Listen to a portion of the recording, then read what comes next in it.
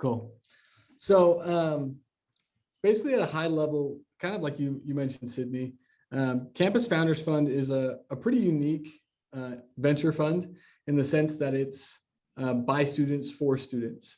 I think a lot of really creative foresight was given on the side of Kickstart, who's our sponsoring institution, to get in early and just give some students a little bit of liftoff, just enough to, to tinker with their idea and push stuff.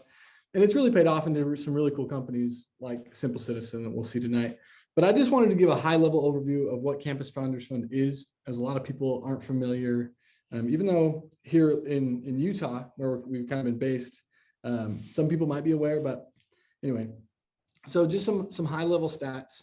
A student venture capital fund. We started in 2014, currently at 34 portfolio companies who've gone on to raise over 41 million in additional funding. So some really cool seeds that were kind of planted that have gone on to be really cool companies.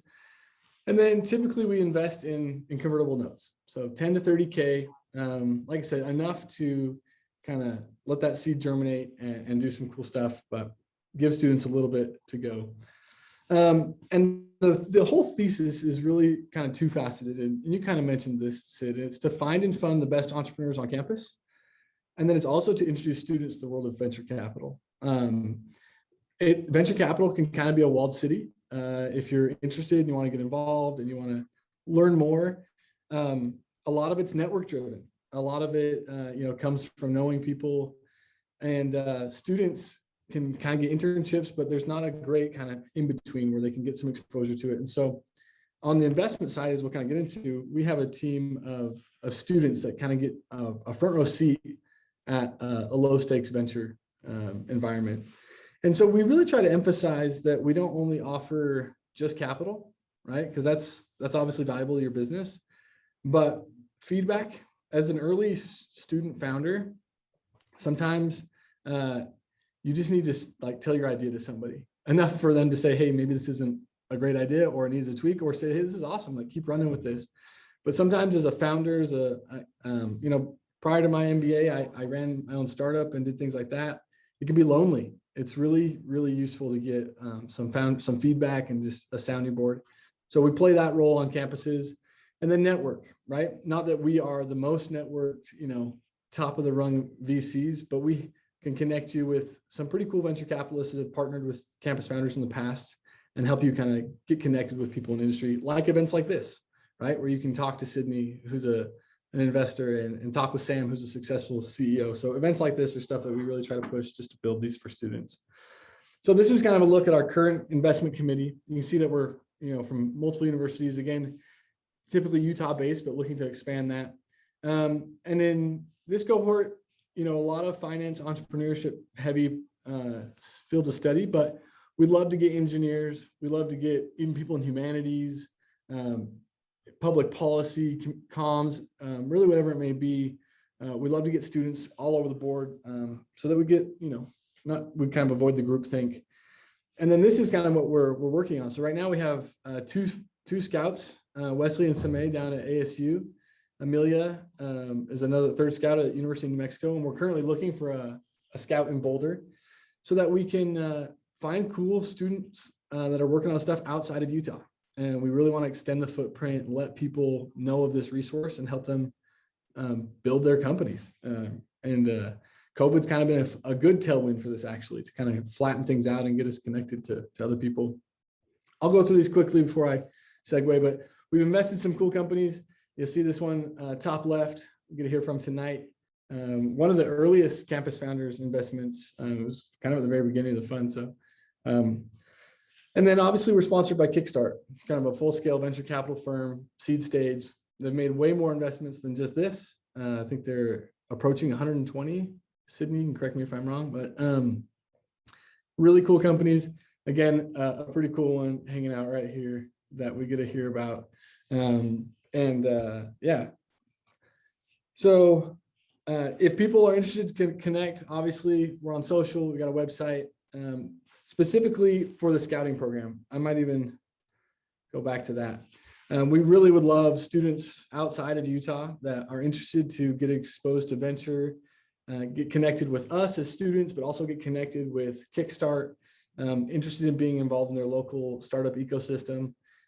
We'd love to connect and talk more. Basically what this looks like, it's a couple hours a week of connecting with students on your own campus, and kind of exposing them to venture capital and to this funding option, and kind of, helping us find people that we can help.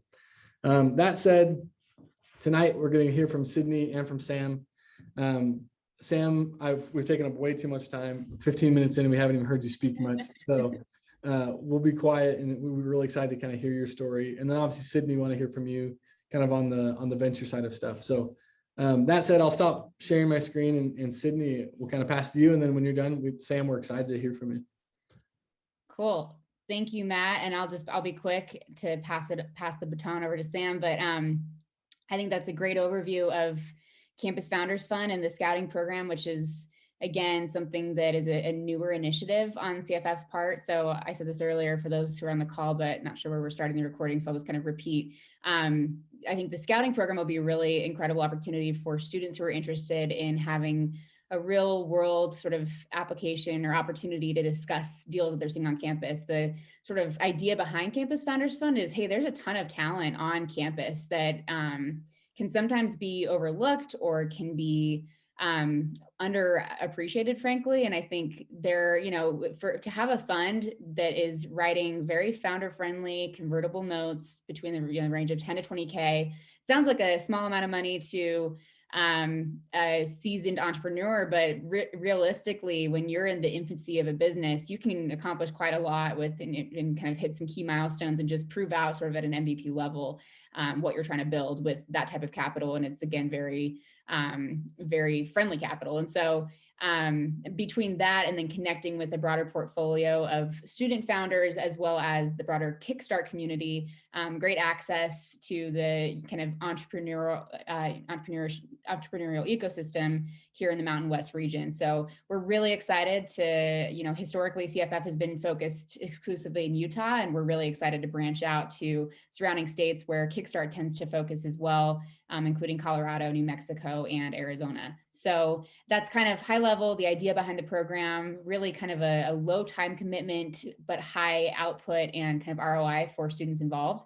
And I think it's going to be a really incredible opportunity to really get folks connected who are interested in VC and or entrepreneurship. So with that, I will introduce Sam Stoddard, who's CEO of SimpleCitizen, which was initially a CFF investment and Kickstart, wound up following on a couple years after CFF invested. And so it's been one of our great success stories. And we're thrilled to have Sam and hear the story from kind of founding to acquisition. So I'll let Sam take it from there. Thanks, Sydney. Give me 1 second and I will share my screen here.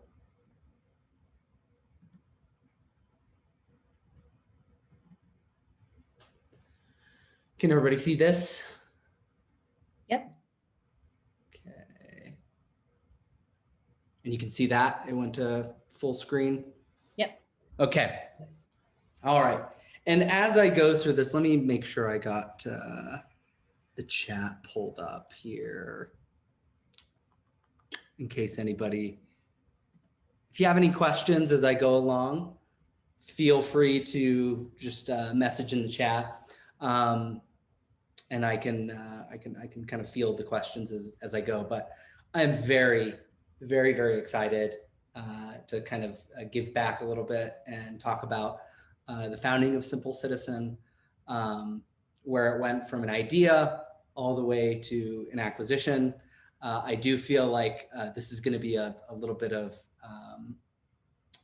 like a marathon in the form of a sprint, because this is 6 years did go by very, very fast, but there's a lot of events, a lot of things that are packed into that. So I feel like I'm gonna and just go through this as kind of as quickly as I can, but it's been quite the journey. And how did it all start? I'm going to start, this will be told in 4 chapters. And the first chapter is the beginning, where it went from an idea to receiving funding from Campus Founders Fund, which was a big milestone for us as a company. And then eventually raising our first institutional round from outside investors. So SimpleCitizen started back really in 2013 when I got married. And my wife is in this picture. You can see the two of us there. She was originally from South Korea, but she had gone to high school in the United States. When we got married, I just figured she would become a citizen because I was a citizen. I didn't understand that there were mountains and mountains of paperwork involved. And this is known as the immigration system in the United States. And we were students at the time, and we initially went to an immigration lawyer because I figured, okay, this is legal stuff. I'll go talk to a lawyer. And we sat down and this lawyer said, oh yeah, it's going to be a super easy case, very straightforward. It's just going to be $3,000 in legal fees.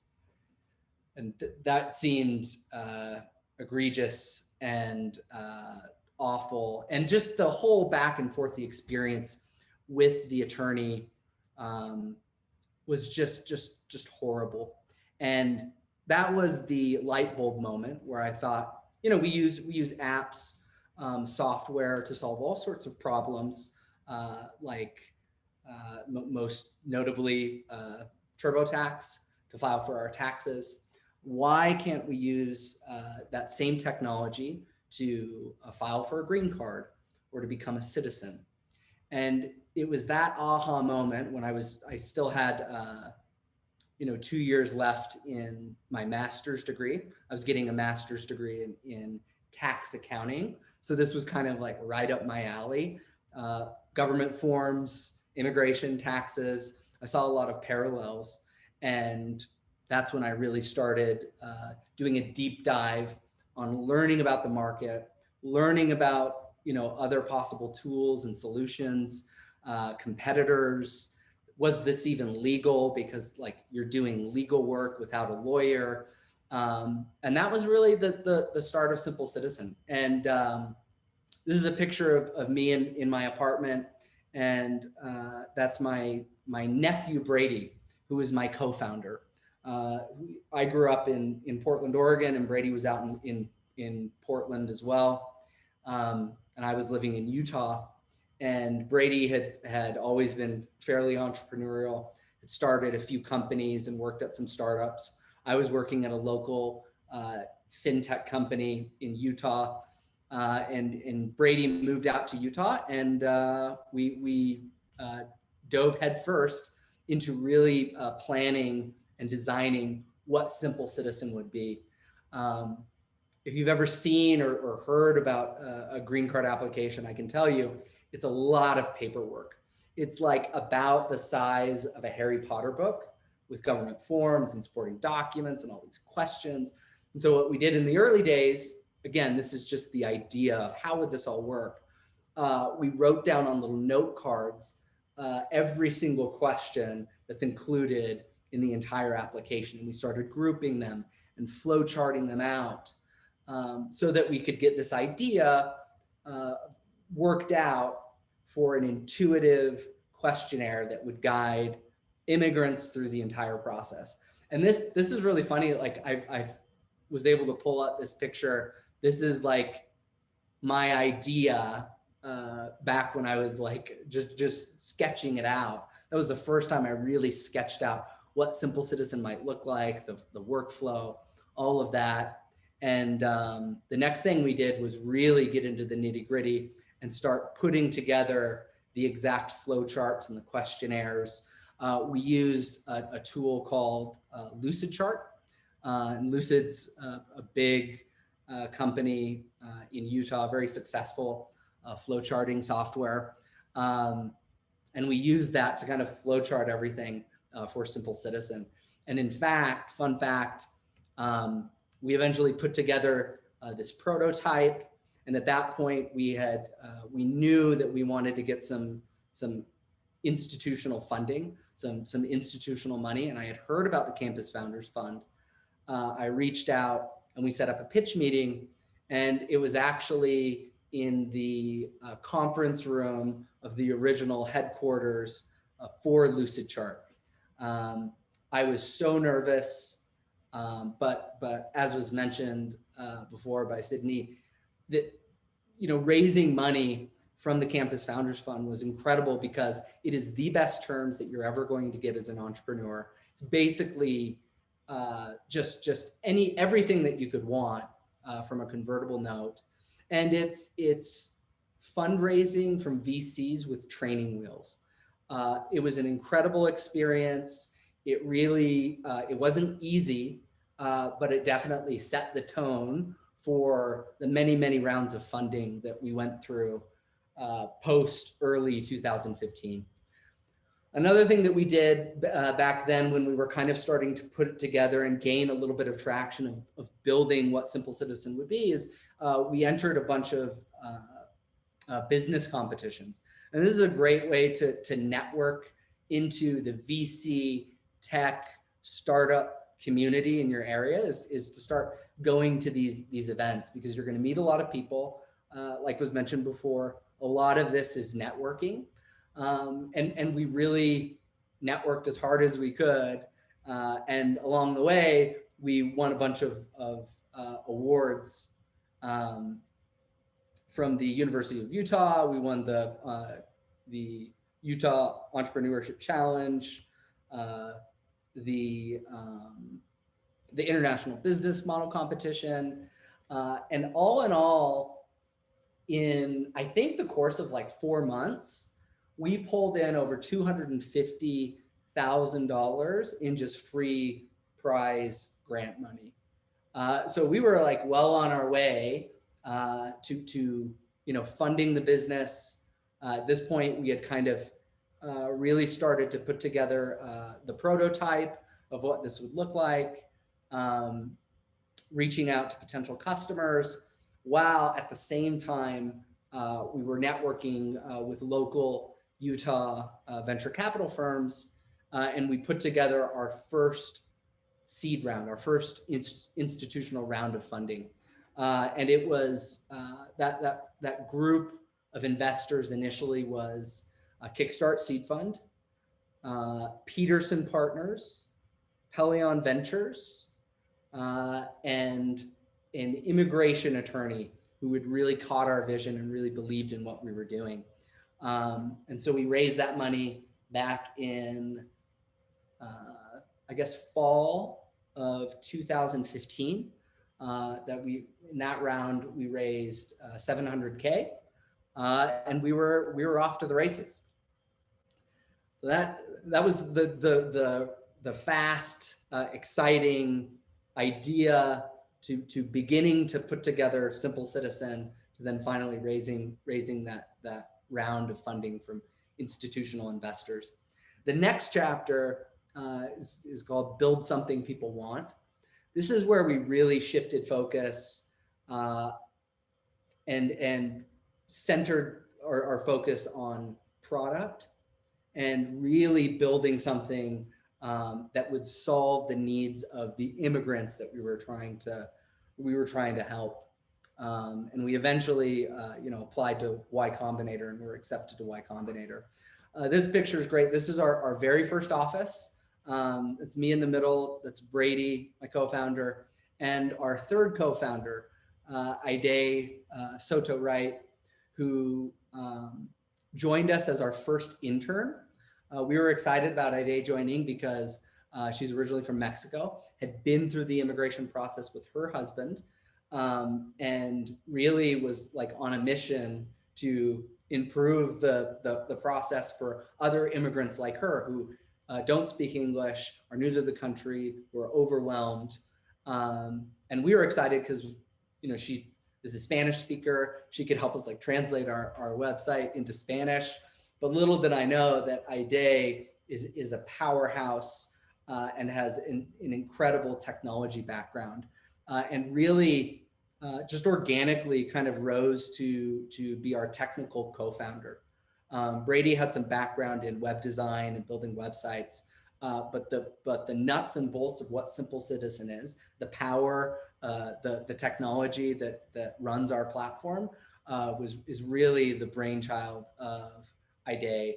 And finding her as a co-founder was probably one of the most lucky moment. There's a number of lucky moments in our story, but that was definitely a big one.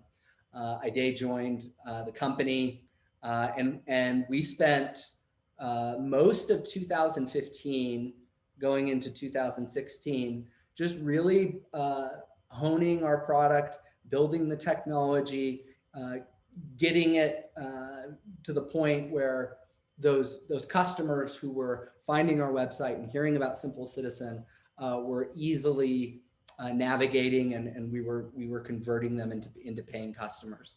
It was a really exciting time, a lot of late nights and long weekends, just trying to really innovate the immigration process. This is a picture of Jacob Sapochnik, who was, he is the biggest name in immigration online. So he is has the most followers of any lawyer in the country on social media.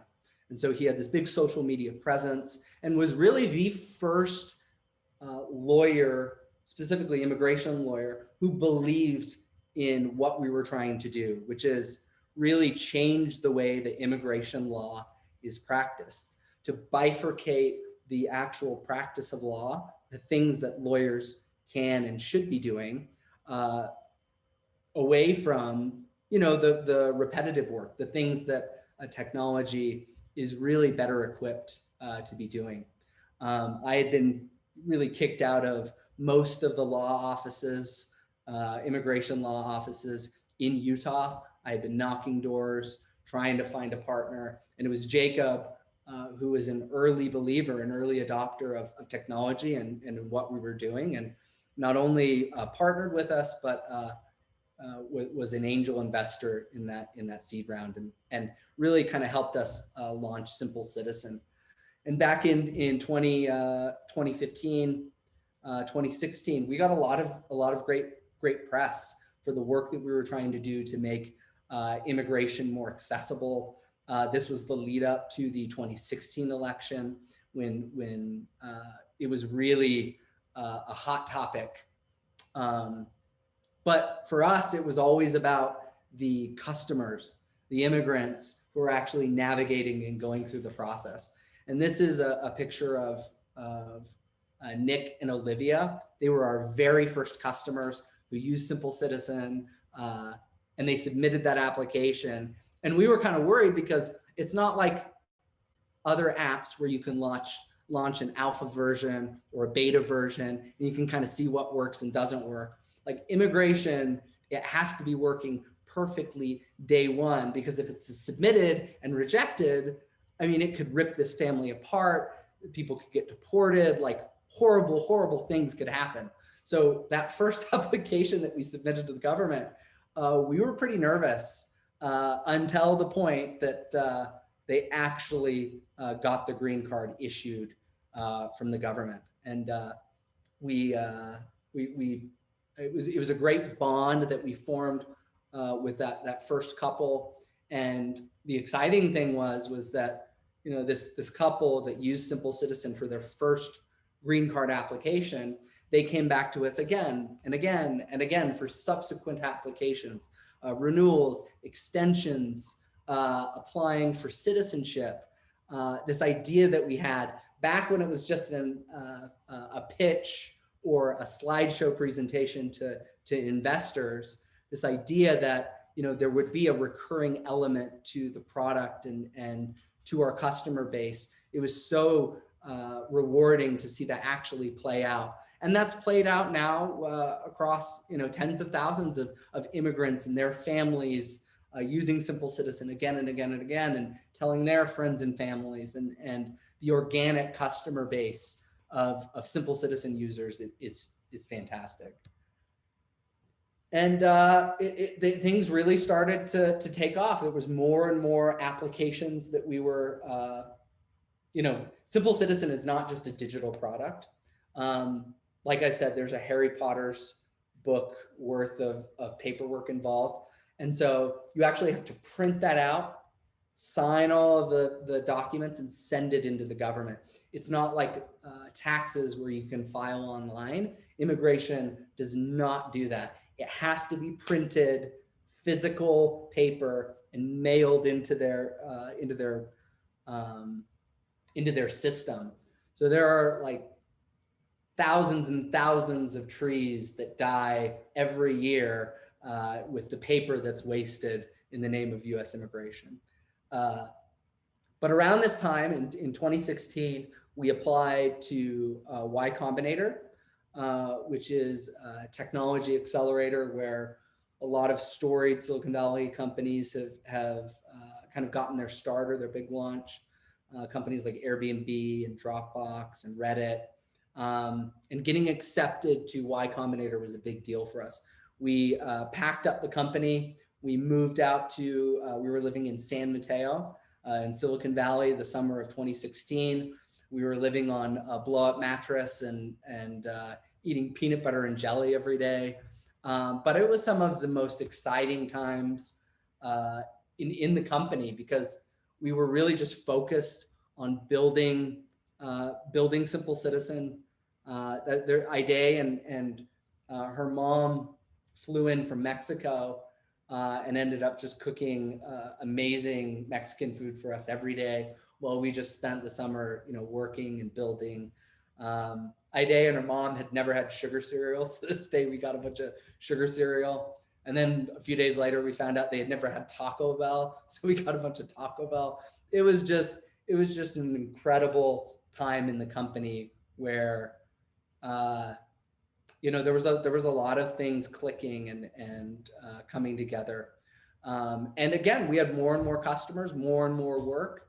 And some of these customers, it was really exciting. Like one of the people who used SimpleCitizen that summer was competing in the Olympics for the UK. So as we were like working with him on his application, we were cheering him on as he was racing, and it really was just an incredible time where we were able to launch.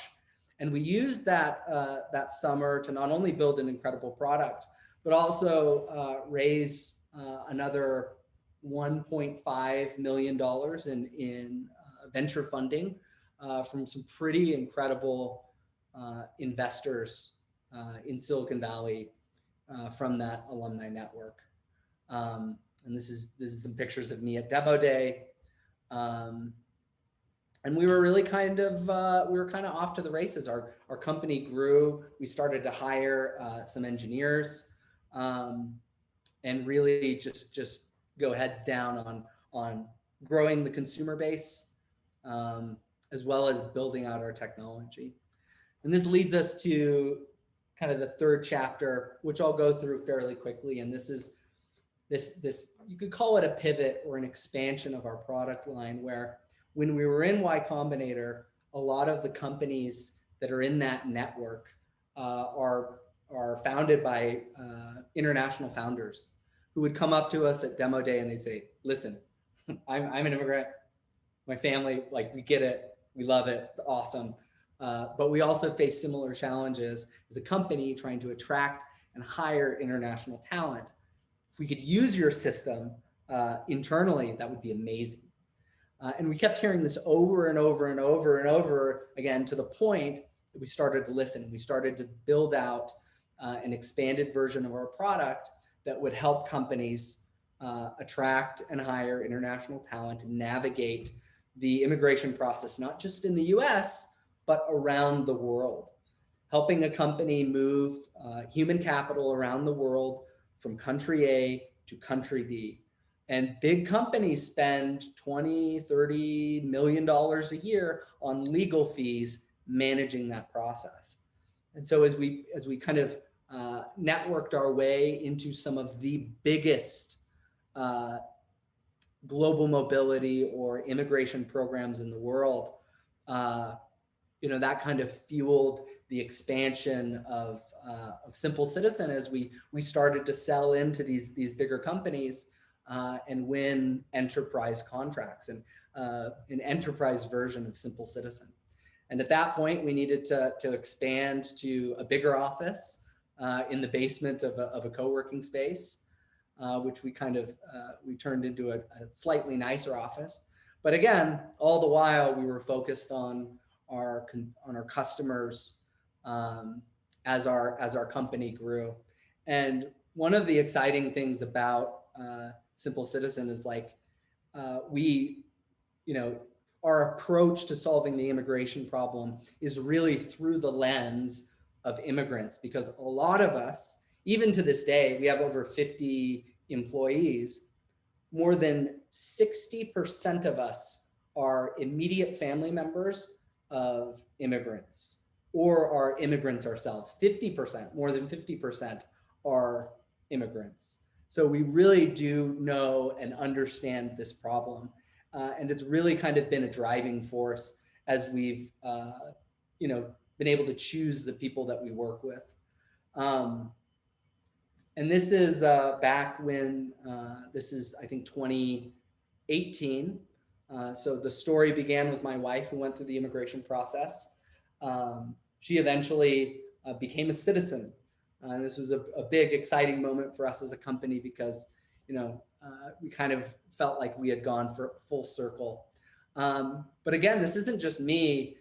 There's Mickey, he was our first outside hire, who was a green card holder at the time, who eventually became a citizen. There's Ide, our co-founder, who got a green card initially, and here she is getting her citizenship, surrounded by the other SimpleCitizen employees, who, again, most of them are immigrants or refugees from places like Afghanistan, Iran, Nepal, Mexico. I mean, the list goes on and on and on. But over the past few years, our company has grown as we've perfected our product and we've built SimpleCitizen out. And really, this kind of culminated in gaining a lot of attention in the legal community.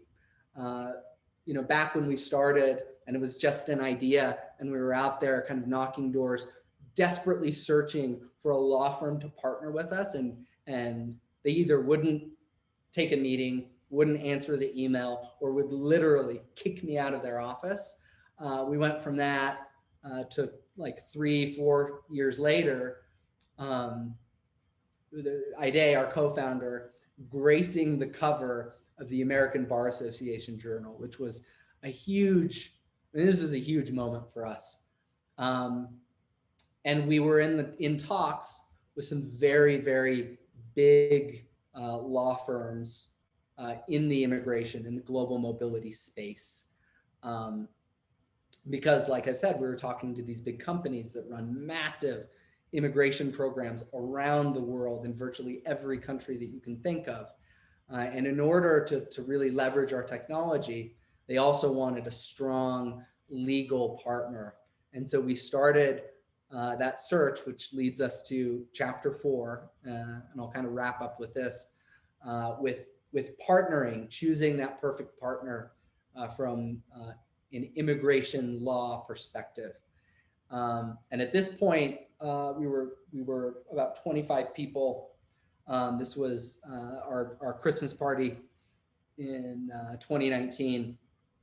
And we had been in several talks with several of the other major players in immigration law. And we were privileged to be able to strike a deal with the leader in the category. And that's Fragaman, the firm Fragaman. And this right here, this is Austin Fragaman. The firm bears his name.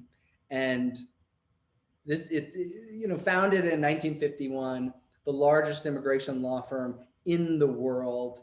A lot of employees around the world.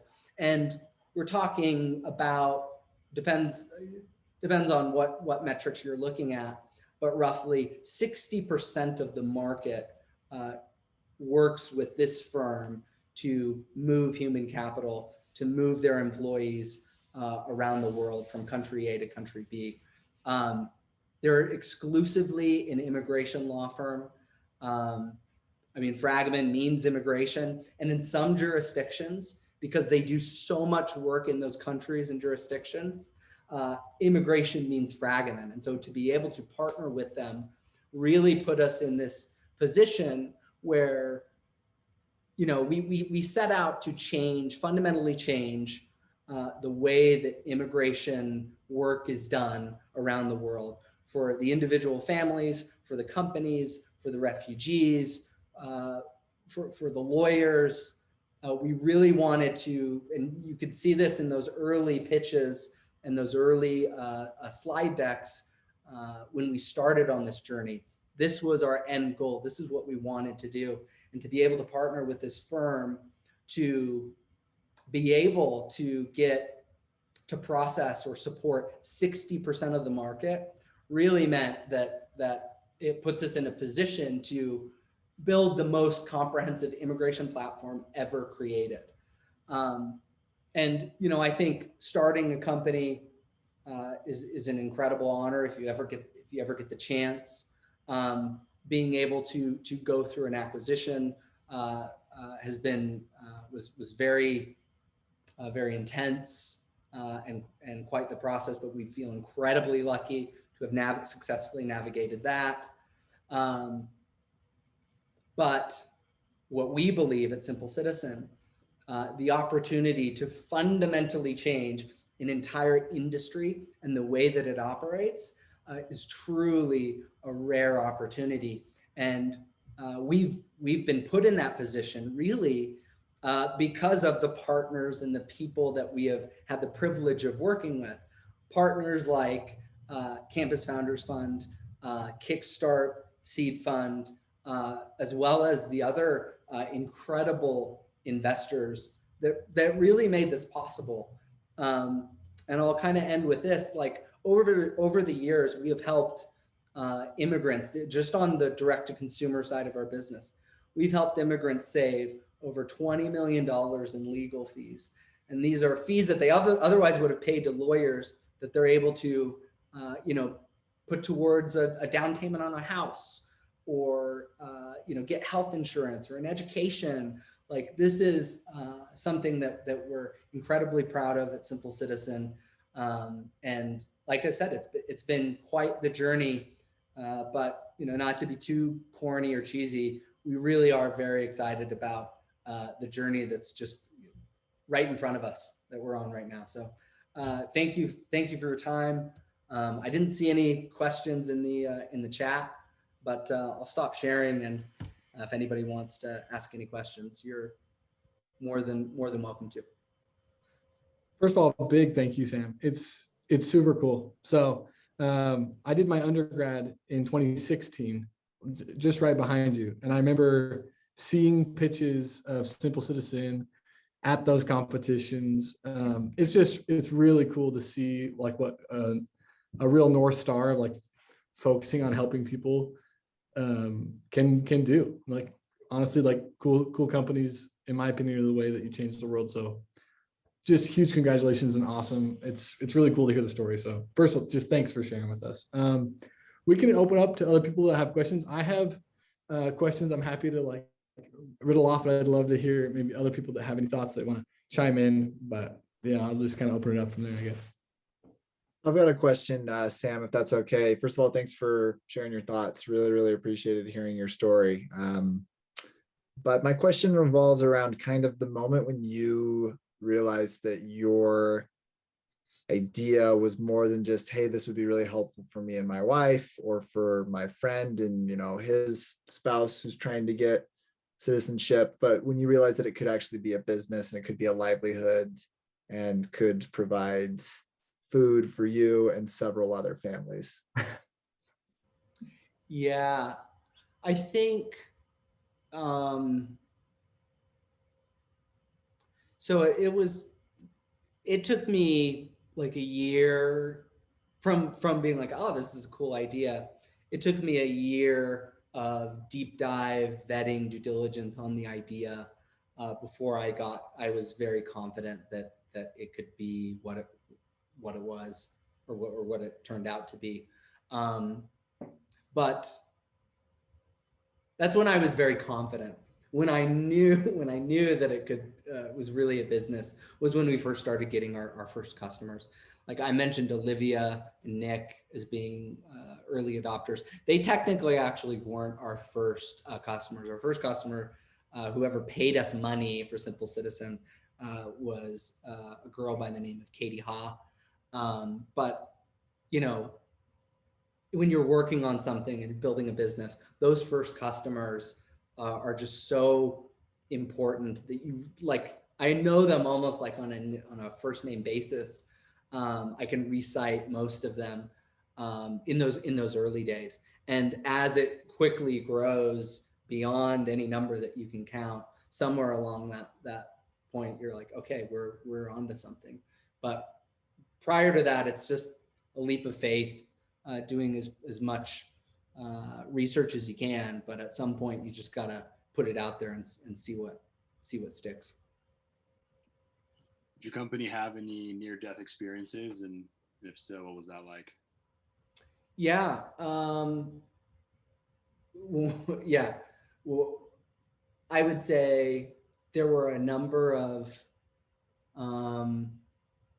big deals with sometimes large companies, sometimes other partners that fell through and kind of put the company in a tough spot. I think the lesson that I learned from that is anytime it feels like you've stumbled on like a cheat code or like some like, oh, if we just did this one thing, it's going to solve all of our problems. That's a good red flag that it's you should probably go in the other direction. We made the mistake of kind of chasing some of those things and not kind of listening to the advice that we get from like Y Combinator was really good at just saying, hey, those things that like they would say things like, listen, somebody will come in every cohort, some social media company, they'll say, oh my gosh, we got invited out to the Facebook campus. We sat down with Mark, like, this is amazing. And they tell them every cohort, like, okay, just focus on building your product and getting customers. Don't focus on those big partnership deals. Big companies, working with big companies almost killed us a few times. It's interesting. So we have a couple companies in our portfolio that are in Y Combinator right now, and I'm sure that'll continue to happen. What would you say, like, what is the best way to prepare for that experience and make the most of it? For YC? For YC specifically, yeah. To prepare for it, I mean, go out there and just like soak up everything, network, like just eat it up. I mean, it really is like a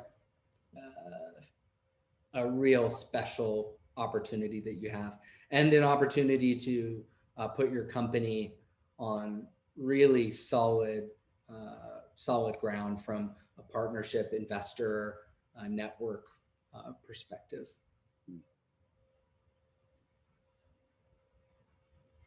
So I've got one for you, Sam. So I don't know if you have kids, but if you do, or if you ever would, and one of your children was going to start SimpleCitizen, what nugget of advice would you give to them as they started on their journey? That's a really good question. I don't have kids. I have a little dog. I don't think he's going to start a company. I think really good advice is, and something that I wish that we had done a little bit better on, is just moving as fast as you can. Trust your intuition, trust your gut, get as much data as you can to make the best decision that you can along the way, but get as many cycles and iterations on whatever it is you think that's going to be a good idea, so that you can find out the ones that don't work versus the ones that do work. I mean, a great example of this is Stripe, the code that they're able to ship every sprint for a company their size is just incredible. The reason that startups are able to outperform massive companies is because they're able to just move more quickly and put things out at a much more rapid pace. And so my advice would be like, just go out there and move as quickly as you can. Has that been harder to do after you've now, merged with a larger company? Yeah, I think even if you don't merge with a larger company, as you grow in size and you need processes, like we doubled in size since like October. So yeah, since October. So in the past 6 months, we've gone from 25 to 50 people. We've had to install all sorts of processes around security, DevOps, HR, like product, like all of these things, these processes that we didn't have before. And the processes can sometimes, it goes against the way they used to do things, which was like you just move fast and get things done. You need the process, but I think you always have to fight to keep that spirit of moving quickly, fast iteration, because that's the kind of the spark, the excitement. That's the driving force behind startups, innovation, like everything that like the ethos of what people in tech are trying to accomplish is kind of baked into that idea of we're going to move fast, we're going to rely on the data, and we're going to get as much data as we can. Cool. But to answer your question, it like as you grow bigger, whether it's through an acquisition or just like you're received a Series A or a Series B, and you're hiring more people, it's something you just have to fight to keep that culture in place. Makes sense. That's cool. I know we're coming up here on the hour mark, so I want to respectful your time, and we'll finish up. And we appreciate you, and Sydney as well. We'll definitely make this available and we'll share it. I think it's going to be a really great resource, not only to those that are interested in being part of Campus Founders Fund, but to our portfolio of companies. Right, there's still a lot of companies that we back in the last 2 years that are, they look like. Baby Sam back in 2015 in their apartment with sticky notes, and that's where they're at. And so we really appreciate you sharing the resource, the perspective, and kind of the journey and the path of coming along. As we finish, is there any last nugget you would leave specifically to student founders as a closing kind of piece of advice?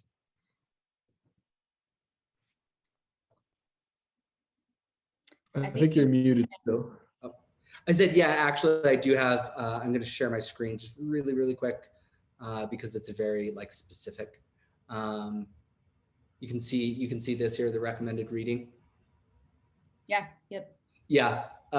These books at the top, Venture Deals specifically is really, really good. If you really want to get like working on, if you want to raise a venture-backed company, or build a venture-backed company, Venture Deals is really great.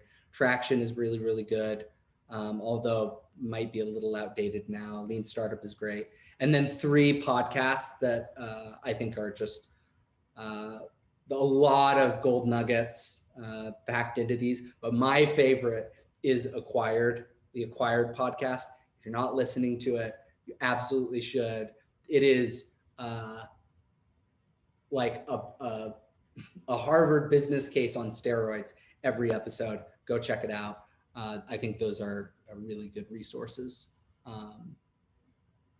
that I would point students. And then, and also if you're a student and you're thinking about starting a company, like absolutely do it. There's no better time than when you're a student because there's so many resources. You have this incredible calling card of I'm a student. People will open their doors, do whatever they can to help you. That's the other piece of advice. Like just go for it. There's no reason to not. Love that. And talk to Campus Founders Fund. Yes. If that wasn't already obvious from the presentation. No, Sam, thank you again so much. This has been super helpful, really valuable content that you've shared and covered. So thanks again. Kickstart and CFF are obviously thrilled to be partnered with you throughout these years and really appreciate your time. Thank you so much. Organizing Really, that. thank you for having me. This was awesome. Have a great night, Sam. Thanks, Sam. Thanks, See you Sydney. later. Really appreciate it. You guys, we'll see ya. Later.